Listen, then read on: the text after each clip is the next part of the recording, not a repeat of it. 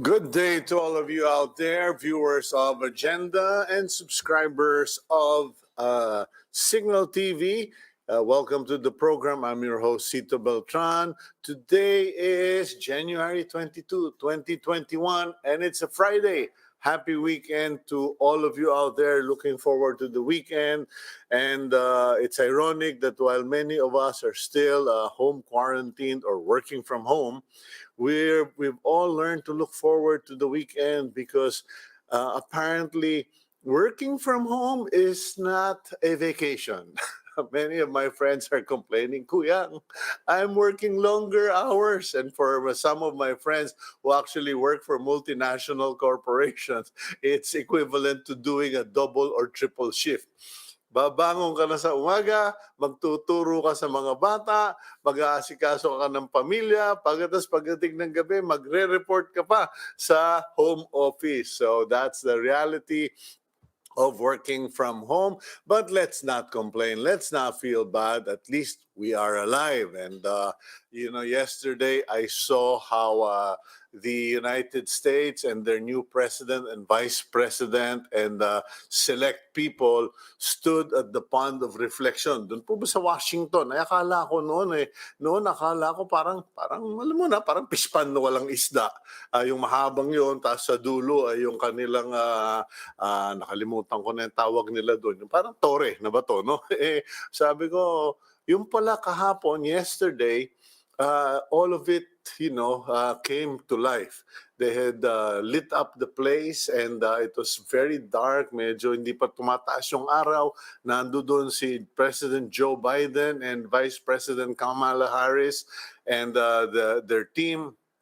And they commemorated and remembered the 400,000 Americans who have died since 2020 because of COVID-19.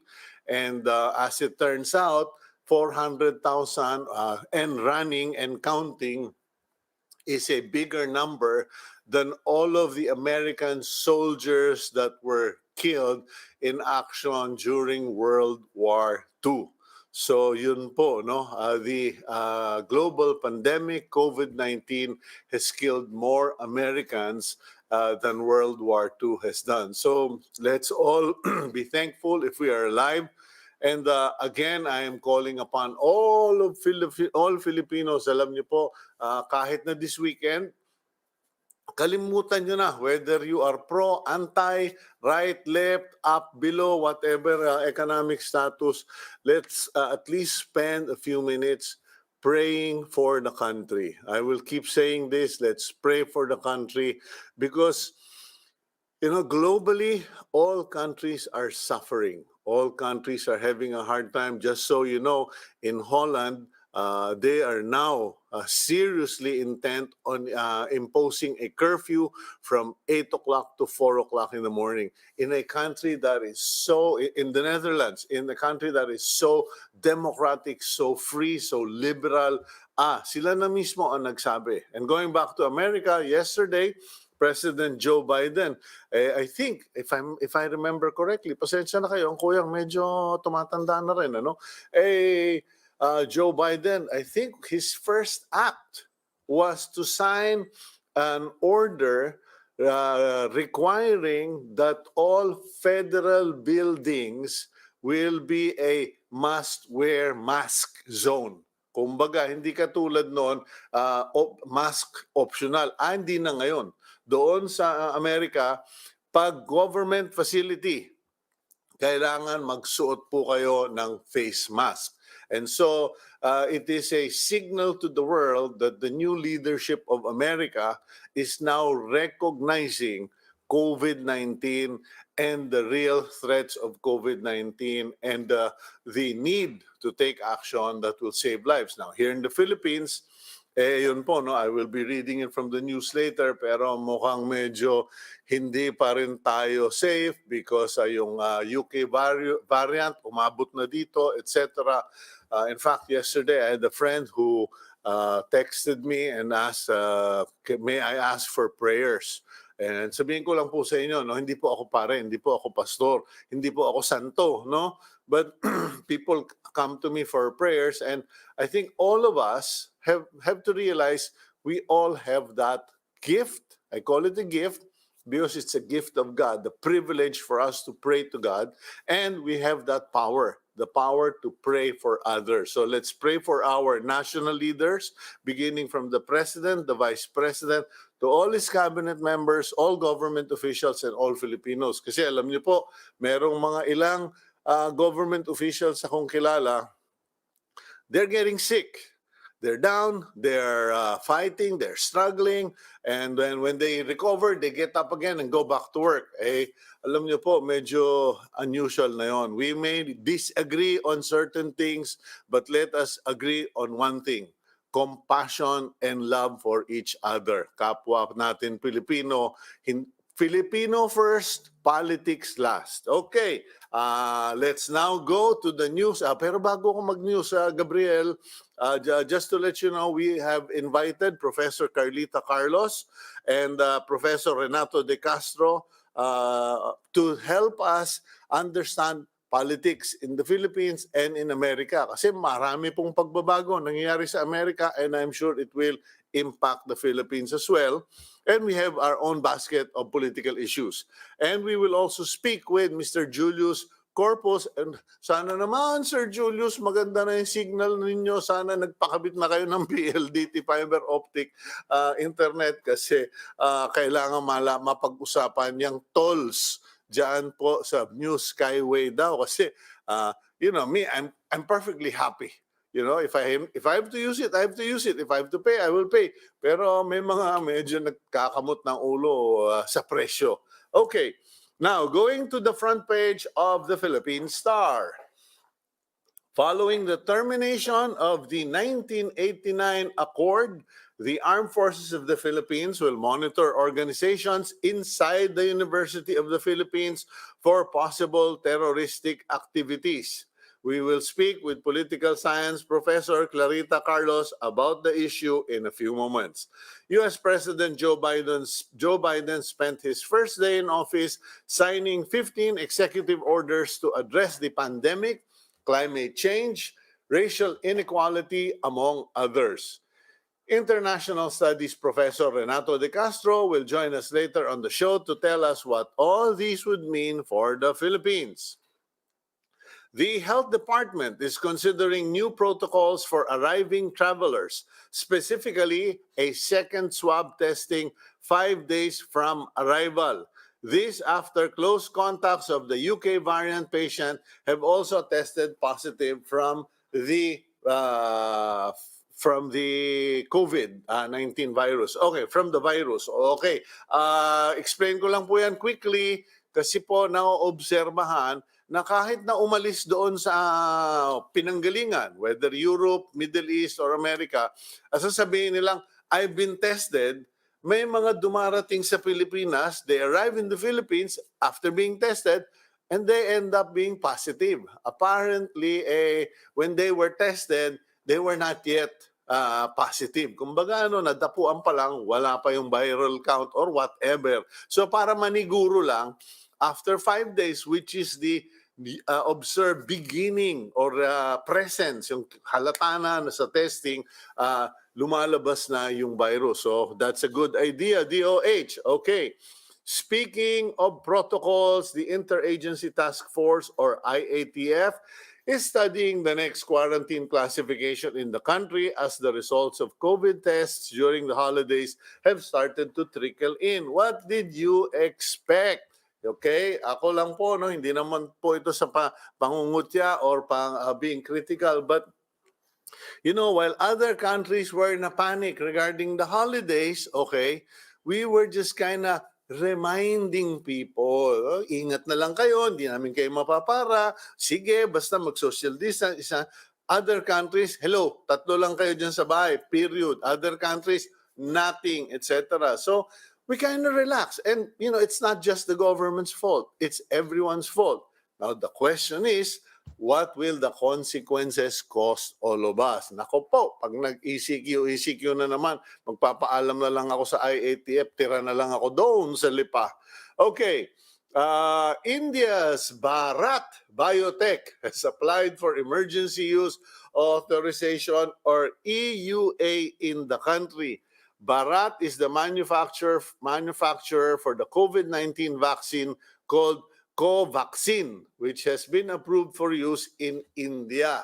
Okay, magandang balita yan. Meron lang isang problema. Hanggang ngayon, ayaw pa o hindi pa nila nasasabi yung kanilang how many % efficacy. Kasi parang yun ang, and I'm quoting this from international media, kasi yun ang nagiging issue. Okay, you have a vaccine, but what's the efficacy?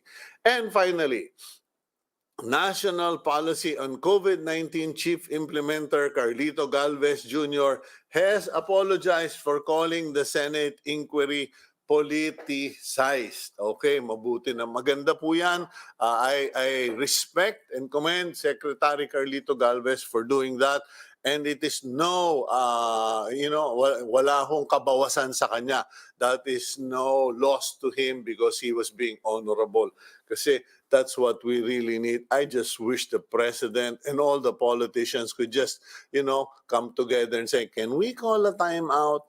Okay, puntahan po natin ang ating first guest. Halatang-halata yung kaping barako tumama na sa akin. Let's bring in one of our favorite professors from UP, except kung ikaw ay estudyante niya in a current semester, magtrabaho ka. Professor Clarita Carlos, good morning, ma'am. Are you there already? Yeah, okay, I'm here. Good morning. Alam mo naman, I love having you on the show. Pero I'm scared to have you as my professor. Professor Carlos, good morning. And I'd like to start up, medyo big issue ngayon, UP and the DND. I wrote a column and I was basically saying, sige, papasukin nyo, bigyan yung flowers, bigyan yung merienda, attendin nyo ng klase. Kasi nung panahon namin, may mga kaklase kaming military. We couldn't do anything about it. It was martial law. Now, what is your opinion or your professional view as a professor of this situation in UP? I've written a lot about it and posted it on Facebook. Essentially, I think we're talking about the university as the last sanctuary for views opposing whichever regime or government is in power. Mhm. And therefore, when you introduced personalities from the law enforcement agencies, considering that there were already 2 agreements brought on by certain contingencies in the past, it's really deeply troubling. And I'm glad you mentioned that you were a student during martial law, and your dad was a student after martial law, my student after martial law. And yes, we knew that law enforcement people were planted in our classes, and we will not mention names, but certain faculty were incarcerated, and one of them nearly lost his mind, and some others disappeared. So, fast forward today, why in heaven's name is this official going to withdraw unilaterally this agreement? And why I was listening to him yesterday, I think, or the other day, why would he oblige UP to explain to him why certain of our graduates died during military encounters? Yaya ba kami ng mga estudyante? I mean, 54 years na ako nagtuturo eh. Wala akong niyayaya dyan sa estudyante. Bahala ka sa buhay mo. Yan ang chinus mong path ng future mo. Kung mamatay ka dyan, sino kayang may kasalanan? UP baga? In the 54 years that you have been a professor in UP, have you honestly encountered these organizations that physically recruit students inside the campus? Kasi truth be told, ako na MRR ako diyan sa UP. Masyado ako nasarapan, 7 years yung aking college, ano. Pero never once may lumapit sa akin. Ang pinaka-leftist statement na nadinig ko, "Ba't hindi ka sumasama sa mga marcha?" Ang sagot ko, "Bakit? Binisita ba niyo kami at yung tatay ko nung nakakulong kami ng martial law? So wag niyo kami sabihan na leftist. Parang gano'n, ano? That was the matching of minds during my time. Pero no one ever recruited me to join any group, any party or any organization na masasabi. In your case, ma'am, 54 years, may nakita ka ba talaga? Well, I was a freshman in 1962. Mm. And hindi pa uso nun yung mga yung ngayon na nagre-recruit, but the ones that I have physically observed and encountered some of them, yung nire-recruit ka maging born again, alam mo yun? Eh, yung mga Kami of yun. course, yung mga, di ba? Sorry, kami yun. Ganyan. Tapos, gano'n yung sinasabi, tinichismis sa mga estudyante ko, nire-recruit sila sa mga, ewan ko kung nadinig mo na yon, yung satanic organizations, no? Ah, ala. Hindi ba, yung mga tungkol sa Satanas and ano, Mm, and alam ko mm, yun, usong-uso sa campus yun. I don't know kung chismis lang or yung urban legend, mm, pero yeah, I've heard it from several students. Hindi ko naman sila ano, pinapatulan. So, mm. this is really so absurd. It's not as if dito meron ka nakalagay doon na para sa trade fair ba, Mm. recruiting NPA here. It doesn't work that way. Ah, Anong parang gagawin job mo? fair. Okay, okay, hypothetically ha, Okay. sabihin mo na lang for the sake of discussion, okay, agree na tayo na abrogate yan. How Mm, in, kasi palagi yung operational definition is very important. How in heaven's name are you going to monitor these students and how they are going to be how they are being recruited? We're talking of a process. So as you said, magtanim ka ng estudyante sa klase ko. Pero mm, I'm not a stupid person. Alam mo, in fact, ang ginagawa ko dun sa mga military o kaya police na naka-enroll sa klase ko, mm, binabaliktad kong sitwasyon. I change the furniture in their minds, no? Para mm, pagbalik nila sa Air Force, na Navy, Marine, sila na ngayon yung mag-e-echo kung ano yung nakuha nila sa klase ko. And the mm, other good part, which I observed, siyempre classmate mo yan for 16 weeks. Yung mga UP students who have nothing but contempt for this PNP and AFP, actually, naging friends na sila sa mga military. So, di mm, ba? Ang ganda ng dynamics eh. mm. Yeah. Actually, it happened to me. And sabi ko nga doon sa column ko today, after a few months, nawawala yung mga estudyante na yon. At pag nagkakatanungan, nasaan na si ganito, ganon? Wala, hindi mo ba alam? Intelligence yun, MISG yun, or ano yun, tiga-NISA yun, or NICA ba yun, or whatever. Sabi ko, ha, talaga? Oo. Pare, sayang, ang sarap kainuman nun. Pag nando kami sa Tonglong, enjoy na enjoy kami.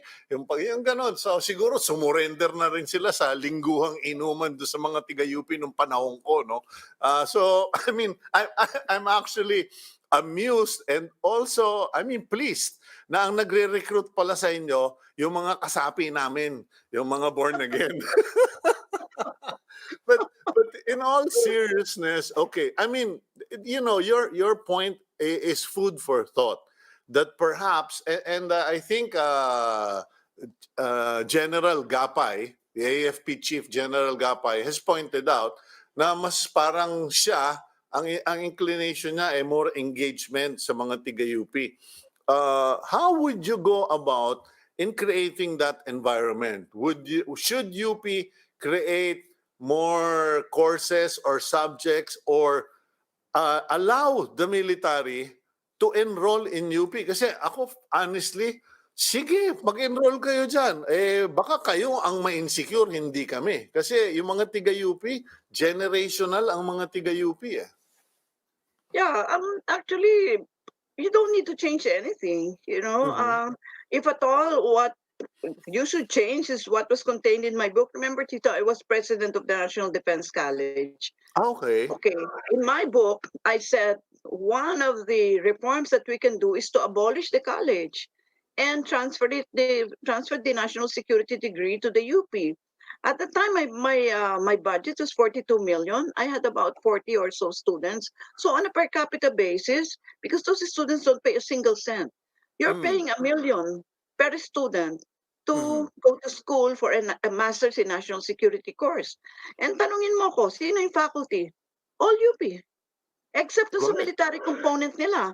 So ano Mhm, yung point mo? So you're really duplicating courses in the UP by transferring them to a once upon a time, conceivably a war college. Pero tinanggal nga natin yun. We moved it away from the war college philosophy, yung mhm, pinagkopyahan sa US. Ginawa talaga nating civilian national security course. Kasi mhm. hindi ba meron ang mga tactical and operational courses dun sa kanilang mga PMA at yung mga Yes, ma'am.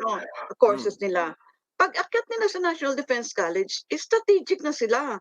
You're talking economics, social, anthropology, political, etc. And those are the kinds of things that we offer in the UP. So bakit pa pupunta ako palagi doon ng since 1983 I've been teaching there. Sabi ko, ba't nga pala, of course, we get paid more kasi we get consultants fees. But alam mo, pag tinignan mo yung plantilla ng NDCP, mm. sobra talagang gulat ko, Chito, kasi nakita ko puro clerks. Sabi ko, bakit? Akala ko ba kolehiyo to? Magtanong kami, professor yan. Wala. May researcher yan. Wala. Paano bang katuturan nyo? Kolehiyo ba kayo o clerk? I mean, puro clerks, Okay. saka magkakapareho yung apelyido. Which Okay, means wala lang, pinsan-pinsan lang, ganyan. okay, kalma muna tayo, mama. Magbe-break lang, one commercial, and then balikan kita kasi ang gaganda ng mga suggestion mo. Hindi naisip yan yung integration. We'll be right back here on Agenda.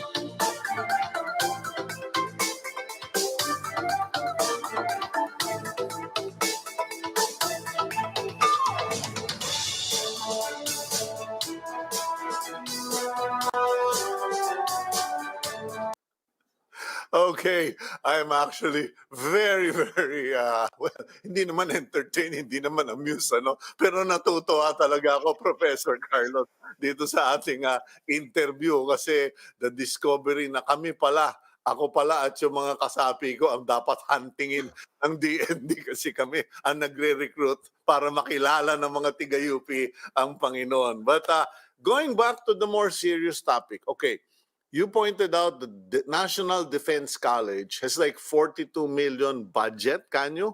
Yeah, Uh, at the time I was there. Siguro, okay, ewan ko kung lumaki na ngayon o lumiit. oh, okay, at the time you were there, and I know from my personal encounter, sinulat ko rin yan sa column ko today, hindi mga tanga itong mga tiga AFP, itong mga tiga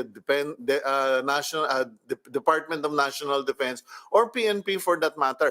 Many of them, and even yung mga tiga-intelligence, naging estudyante ko rin sila sa DAP, Development Academy of the Philippines. And I love engaging with them. Pero parang, why has the two sides never really met? Bakit hindi pinush yung integration of bringing in the military, the police, and government, for that matter, government leaders into the university? Kasi mas expand yung university, the infusion of more funds will make the university system better, and it will create a better informed bureaucracy and better educated bureaucracy. Well, the quick answer is history. The adversarial relations. were also copied from the Americans. Mhm. And you compare that to Indonesia, the Dui Fungsi philosophy, meaning two functions, that the military is part of our nation building, and therefore they should not be set apart. Pero tayo kasi, 50 years under American colonization, kita mo kopya-kopya natin lahat. In fact, NDCP, ang NDCP ay kinopya sa US War College. Mm. Kinalkal ko kasi yan when I was appointed there. Eh nakita ko na parang pinagdebatihan bakit War College ang magiging titulo niya. Kasi we are the first in Southeast Asia na magkaroon ng National Defense College. Na, Mhm. unang-una yung NDCP. Oh. And ang suma total, ginawa ng National Defense College of the Philippines. Hindi na Okay. War College para yung peaceful ang kanyang trajectory. Mhm. Okay, that said, lahat ng naunang presidente sa akin, mga military at puro lalaki. Kaya nga in a way, when Orly Mercado appointed me, dami talagang nagalit and rari-rari sila doon, may sino si Carlos, ganyan-ganyan, Mhm. babae, civilian. Ay, 2 linggo lang yan. Wala na yan. Alam ko, nagpupustahan sila Palparan at saka sino ba to, sa Marines, na 2 linggo lang, ay susuko ako. Aba, Mm. parang talo sila sa bet, no? Kasi parang inabot ako ng 3.5 years doon. Kung hindi lang Mm. kami nagka-encounter ni Angelo Reyes, I would have been Mhm. there for 6 years. Okay, so what is the point? The point is talagang we need to embrace, to envelope the military, the police into the educational realm. Hindi pwedeng ang PMA ito yung curriculum mo at yun ay Mhm. nagko-collide sa curriculum ng civilian educational systems. As a matter of fact, I was asked by the former commandant of PMA to revise their curriculum. Alam mo ginawa ko, nag-introduce ako ng humanitarian law, Mhm. geopolitics, those things, which use, kasi kinopya na naman nila sa Amerika yung curriculum, di ba? Siyempre. So ang curriculum talaga nakatutok sa you train to fight and you fight to kill. Ganyan yan ang Mhm. sequence ng verbs Train, fight, and kill. And siyempre civilian ako, talagang pinalitan ko talaga yung curriculum na yun. Mhm. Sadly, pagkaalis ng commandant, balik na naman sila dun sa yung dati nila. The 'Di old ba sayang program. lang yung panahon ko, oo. So, Okay. why not offer the national security course in the university? Why, you know, why can't we save X million, whatever is the budget right now, and dito mo na siya universidad ibigay. By the way, for the whole time that I have been there, they have been questioning the right of the college to give a diploma. As a matter of fact, hindi siya ma-identify kung sino siya in terms of its legal personality because Mm. of the nature of the curriculum. Little is known about this. Siyempre, again, kinalkal ko to kasi gusto ko na iintindihan ano ba tong kolehiyo na to at ano yung kasaysayan niya. At Mm. bakit parang yung binibigay na yung kanyang kategorya ay hindi man siya mabigyan ng special kind of category niya. Ito yung kanilang ino-offer na course. Now, why did I raise this, Cito? Because pag nilagay mo siya under the UP system, I mean, we have all the wherewithal, the authority to give diplomas, isn't it? You Yeah, can well, even go yeah. that's very important kasi diplomas are certificates of recognition recognized not just for promotion and consideration in the Philippines but abroad. Kasi depending on the issuing institution, pwede kang parang yung IB sa mga high school.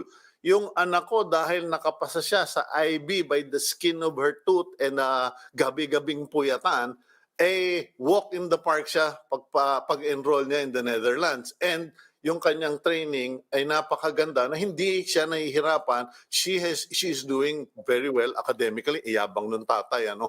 But in any case, Congrats. na-experience ko rin po yan sa DAP. I heard in their discussions there that there are some programs na na-challenge kung minsan whether it is a diploma course or not. So tama yung point ninyo. Importante na yung programa ay magkwa-qualify as a diploma course and importante na nai-integrate yung military police sa atin. Kasi alam mo, Professor, ako, nabanggit mo na rin naman yung mga na-recruiter, nag-recruiter na born again. ako ay naging parang Bible study leader dun sa mga rebelde, yung mga nakasama ni Trillanes. At nung tinanong ko, anyari sa inyo? PMAers kayo, ano nangyari sa inyo? And you know what struck me? Many of them said, alam mo sir, nawala yung spiritual component sa buhay namin nung nasa academy kami. Parang lahat was about military, but there was no God, there was no spirituality. So again, you said you introduced humanity. Sa akin naman, sinabi nung yung mga ano yun, yung Okud rebels. Sabi sa akin, paglabas namin, wala nang order yung buhay namin. Wala na kaming rigid schedule and kami yung naging Diyos ng buhay namin. In any case, going back to your point, tanong ko lang, Yeah. Professor, no? Yeah, go ahead, go ahead. Yeah, can I just add to that now? Yes, You ma'am. know, this is very important because remember, the ASEAN is moving towards regional integration. When you Mm. talk of regional integration, we have the ASEAN University Network. Siyempre, bit-bit mo dyan ng universities and colleges. Can you imagine if yung diploma ng mga universities natin ay hindi ma-recognize na in the ASEAN region? So dapat may standardization, dapat may harmonization. That's the Mm. reason why when I was at the NDCP and somebody whispered to me na, ma'am, actually kino-question yung diploma na ginagrant niyan kasi nga hindi nila alam kung anong category yung NDCP. And unfortunately, there was not enough time to move that into a conclusion. So I don't know whether the presidents who came after me were able to make that kind of decision. But yes, we need this kind of harmonization and standardization. And yes, I very much like the fact for your proposal, Cito, for the military, for the police, no, to come to the university. We have the facilities, we have the faculty here. Imbis yung faculty, bibit-bitin mo pa yan dyan sa kanilang mga special schools nila. No? Mm. Yeah. Diba? I mean, sayang yung effort, yung time, yung biyahe, and Mm. so on. Okay, last question, ma'am, kasi naubusan na tayo ng oras. There are now legislators who are moving to pass a law to maintain by law the status quo of the, kumbaga, off limits ang military and police dyan sa university system. Tayo, we are asking them to join the community. Do you agree that the legislators should put that law into the floor? Yeah, maybe because the agreements, as you can see right now, can be unilaterally withdrawn and therefore para siyang jello, no? Nanginginig siya. So kung medyo hindi sa lasa nila yung mangyari, wini-withdraw nila yung agreement. But I want all universities to have that kind of legal framework, no? Mhm. Kasi sinasabi nila sito na mga UP naman ang yayabang, bakit exception ba kayo, etc. No, di po kami mayabang. We're just assertive, no? And Diyos ko, sito kung magtuturo ka, 45 ang estudyante mo, hindi ba Mm. pinoproject mo yung boses mo doon sa ano? Kasi meron nagsasabi dito mga pinsan ko, bakit ba palagi kang galit? Sabi ko, hindi ako palaging galit. I really needed to project my voice Correct. across the room at 50 yung estudyante mo, hindi ako pwedeng malamya ang salita ko, no? So, make it so. Sino ba yung mga legislators na yan? Please do it, no? And make it applicable to all universities, please. UP is not an exception. They just have andun lang yung creme de la creme, no? But you can also aspire to be like that, di ba? Okay, well, thank you very much, Professor Carlos. Again, a very informative, insightful, and of course, funny. Who would imagine Clarita Carlos can be funny? Okay, thank you very much, ma'am. Thank you. Good morning. Okay, God bless you and have a good day. Okay, that's Professor Clarita Carlos. We'll go for a break and we will continue with the program here on Agenda.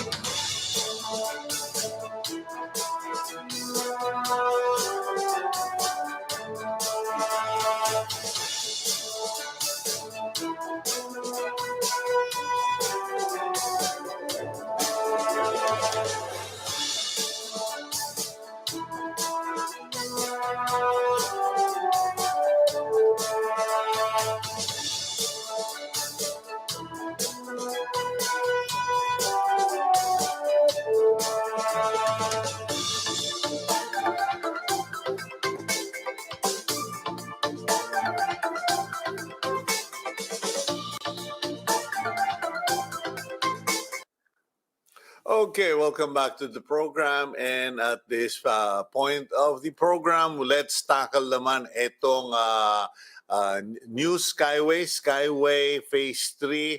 And just for your information, San Miguel Corporation will start charging motorists traversing Skyway Stage 3 after February 1. Okay. And the proposed toll for newly opened Skyway Stage 3 ranges from 110 pesos to 274 pesos from Buendia, Makati area to Balintawak in Quezon City. The toll regulatory board says there are no final and approved rates for the Skyway Stage 3 and pinag-aaralan pa yan. Yung pong San Miguel Corporation, sabi naman that the Skyway Stage 3 remains open for medical frontliners free of charge to honor their sacrifices amid the fight against COVID-19. So siguro papakita mo lang yung iyong ID, yung iyong whatever sa ambulansya, libre, doktor, nurse, etc. And then motorists driving the short southern segment of Skyway 3, Buendia going to Quirino Plaza, Dilao, Plaza Azul, proposed toll would be 110. Proposed toll fee for those driving on the northern section, Skyway 3, Quezon Avenue to NLEX, Balintawak would be 133. Proposed fee to traverse the full length of Skyway 3 is 274. Yun po, yung kabuuan daw nung Skyway 3 lang. Ha? So, pag-usapan po natin yan. Tanungin natin si Suke Julius Corpuz. Sana maganda na yung internet mo. Julius, good morning, sir. Sir Cito, isang napakagandang umaga po. And I am hopeful na this time around, successful naman po ang ating live broadcast this time. Usap na and I wish to greet... Oh, go ahead. I wish to greet po lahat ng ating viewers dito sa ating agenda, no, sa TV5, because this is my third try to be on online and live with you. Sana po okay na po, Sir Cito. Okay, Thank you po. Good morning kasi lagi po. tayong kinakapos o nabubulaga. Sabihin ko na si Julius, it's your show. Kwento na lang sa mga manunood natin, paano ba ang labanan dyan sa Skyway 3? How will the tolls be set up? How will it be determined? When is all of this going to happen? Take it away, sabi nga ni Joke Rino. Thank you very much po, Sir Cito, for the opportunity.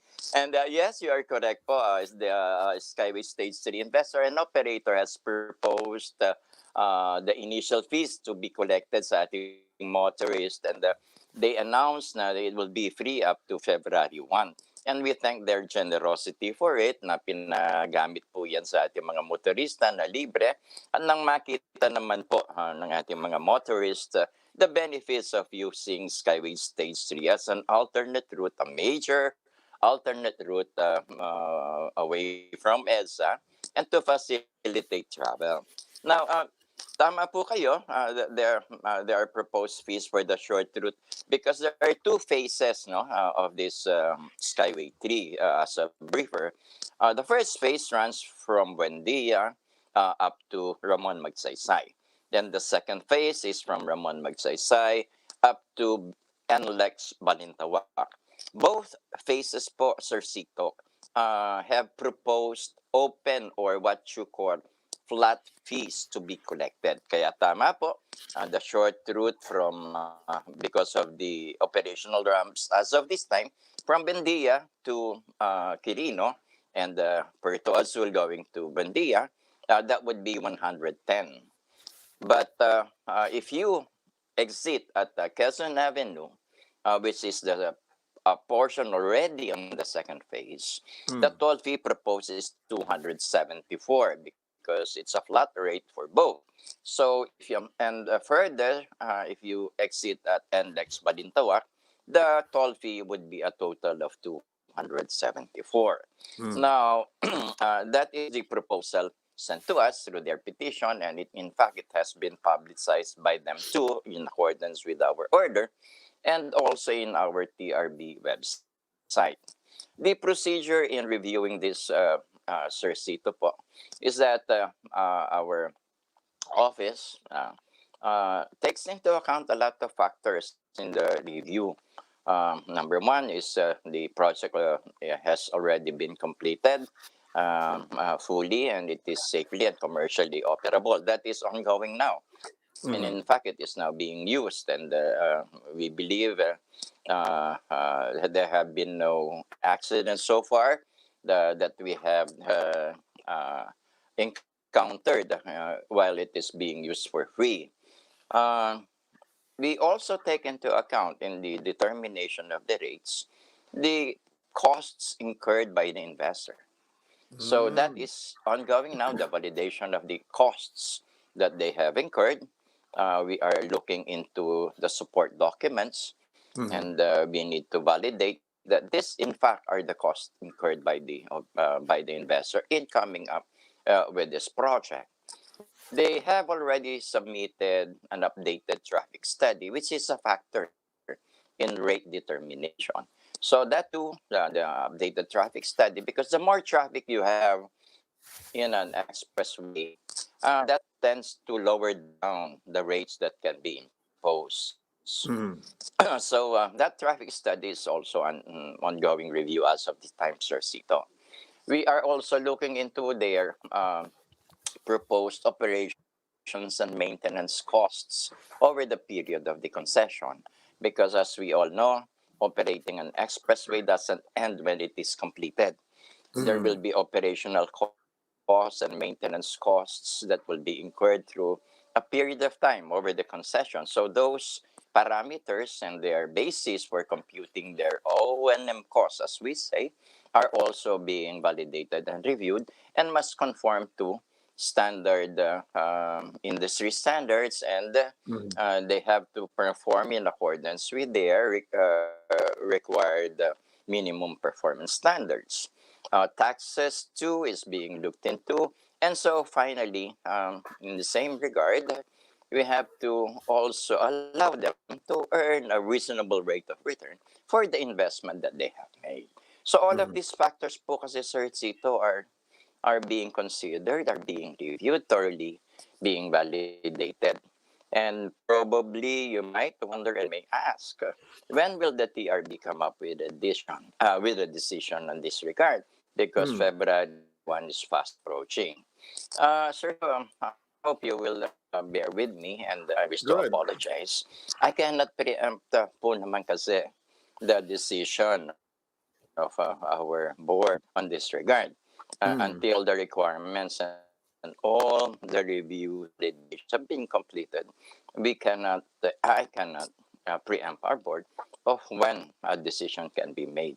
But you will be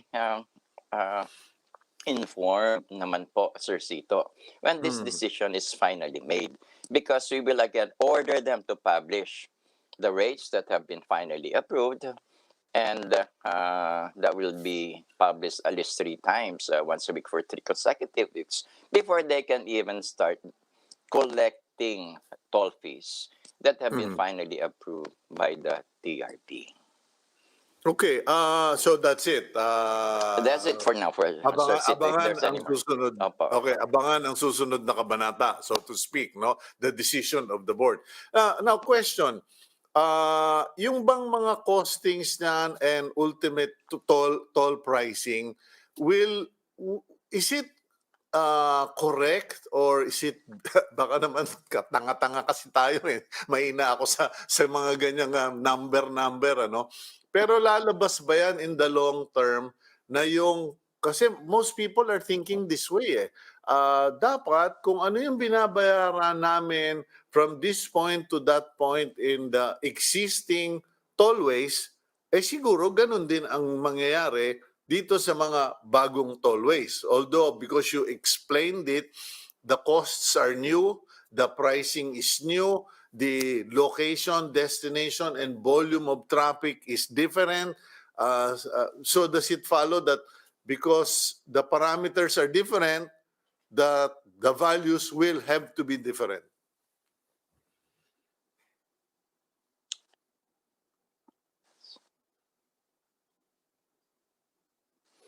Tama po kayo, Sir Cito. No? Of course, people expect na comparative prices, no, with existing expressways po natin. But as you have said, all expressways po kasi are differently stated. Ang cost that incurred, iba-iba ang traffic utilization, iba-iba rin po ang returns that have been more or less that will be allowed to. And no one expressway is exactly the same. So we look into all of those factors. Much as possible, it should be comparatively differently situated. So, and every expressway will have itself.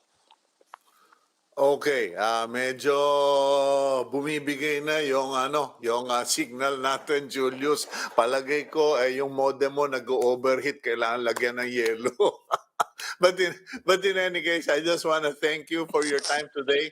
You at least naman yung first presentation mo very clear, intindi na. So I just want to thank you, and magpakabit ka na ng PLDT fiber optic 100 Mbps. Okay, thank you very much. God bless you, Julius. Okay, that's our contact, our spokesperson of the Toll Regulatory Board, Julius Corpuz. And malinaw naman yung presentation niya, no? Ang batayan po, the basis for the toll review would be the cost of the construction, the volume of the traffic based on a certain period, kasi kinocompute nila yung volume, and then syempre may reasonable return on investment, the tax component. Naku po, at saka yung ruta, kung alam nyo, yung ginawang Skyway na yan, so, nakausap ko yan si Mr. Ang. Sabi nga niya, palagay ko dito lang ako nakakita nung nung project na nagtirik ka ng magtitirik ka ng poste sa tawag ba nila noon, yung kanal, sa kanal ka na napipilitang magtirik ng poste because may mga tao na talagang ayaw magbigay, ayaw bumenta, ayaw magbigay ng right of way. So kung ano-anong pahirap ang dinanas ng San Miguel Corporation para itayo yung Skyway 3. And you know, as was pointed out and clarified, no, hindi po pwedeng pare-pareho ang presyo. Hindi po ang labanan po sa ganyang Skyway ay hindi po maaring maging based on kilometer. Kasi per kilometer, flat rate, yung sinasabing flat rate, hindi po. Bakit? Kasi iba na po yung cost ng pagpapatayo ngayon, iba na po yung cost ng taxes, etc., etc. At saka yung ruta, ibang-iba. So yung gastos, ibang-iba rin. Siyempre, hindi naman po gobyerno yan eh. Okay, you are the public, but that's a private project, private corporation. Yun nga yung paggising ko kaninang umaga, teka.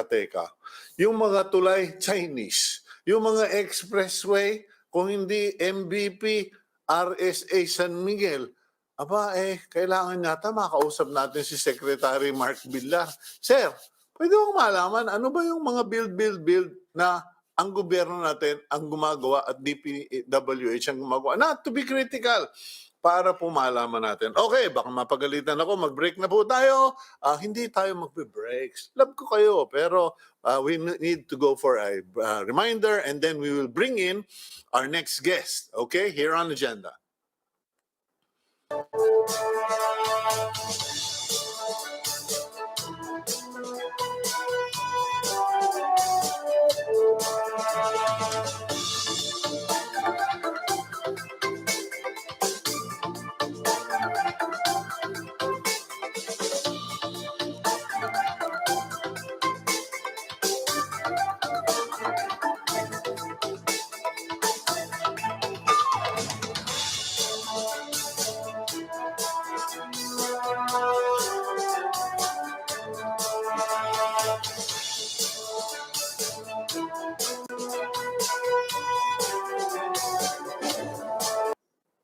Okay, welcome back to the program agenda. Our next guest is an international studies professor at the De La Salle University. He was previously based in the East-West Center in Washington, D.C. from September to December of 2016. Let's bring in Professor Renato De Castro. Sir, good morning.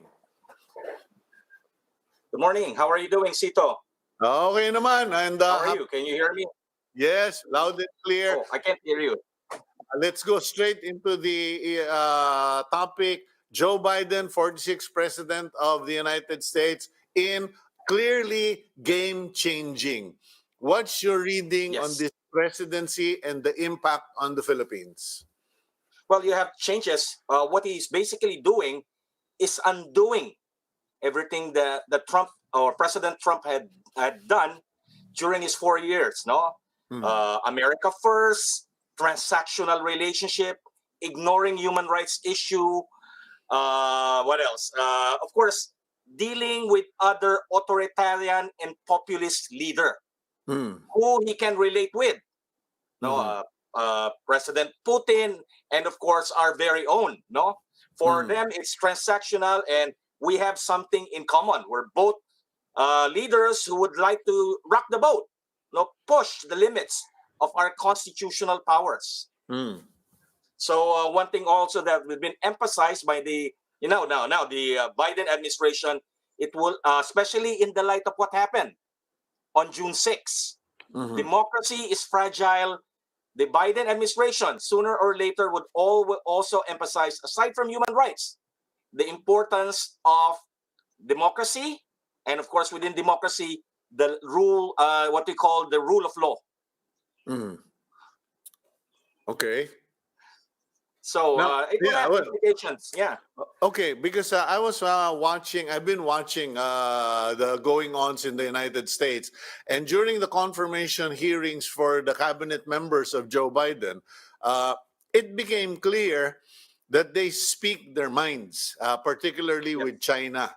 They spoke very clear and sometimes very prickly yung kanilang pananalita regarding China. Now, my concern is if they can be so straightforward regarding China, ano pa sa Pilipinas? Are you worried that we might end up with a situation much like Barack Obama had with Duterte at the beginning of the Duterte administration? Because remember, Joe Biden was the vice president of Barack at that Yes, of time. course. And now, Vice President Biden then is now President Joe Biden today.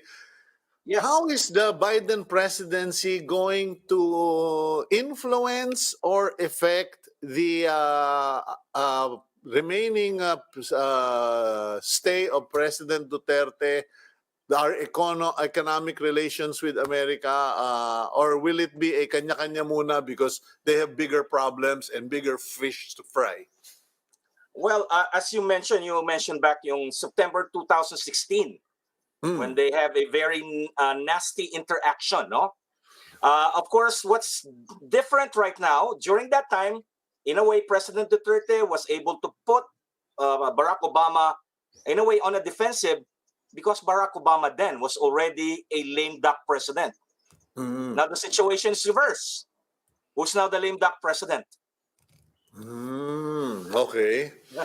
So, in a way, I think the most, this is, of course, you already have the current administration sending its warmest regard to President Biden. These are possibilities. Number one, of course, it will not be business as usual.